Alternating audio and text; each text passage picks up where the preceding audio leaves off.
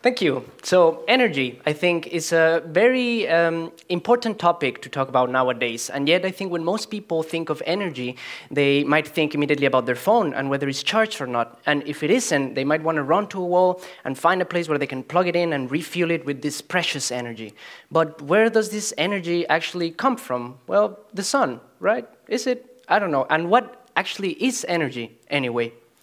Now, let's take a step back, and I'm going to try and define energy in very basic terms without making it too complicated. I think most people have at least a basic understanding of what energy is. And when asked this question, a lot of people might think of heat or even light as some of the forms of energy that we encounter every single day. Now, I think most of us were told at some point in our lives as well that energy cannot be created and cannot be destroyed, but it can be transformed or changed in different ways. Now, well, keeping this in mind, let's go back to the sun. Not literally, though. I think it's too hot this time of year.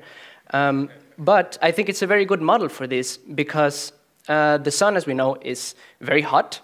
It is very bright, and it's a known source of energy for plants and phones.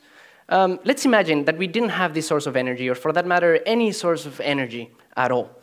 I think in this part of the world, we would freeze during the winter, or maybe just in a very cold night, and which is the reason why our ancestors were just so thrilled when they learned how to manipulate fire.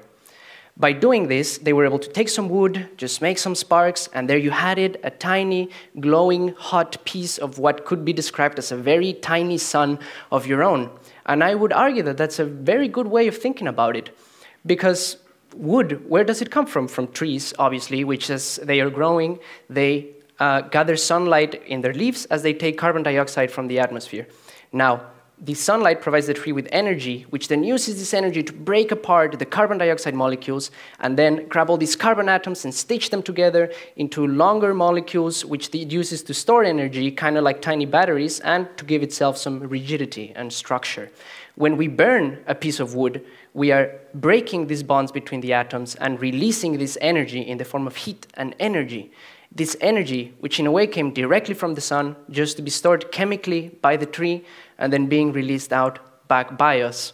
Now, we no longer use wood as our main source of energy, but we do burn other things, such as coal and natural gas, to generate electricity in our plants. And incidentally, a lot of the fossil fuels that we have today are made in big parts by plants that were living millions and millions of years ago, getting their energy from the sun. So now every time that you have to run and charge your phone, you can think about that fiery mess generating your electricity and hope that in the future we're going to cut out the middleman, be like the trees, and just get our energy directly from the source. Thank you.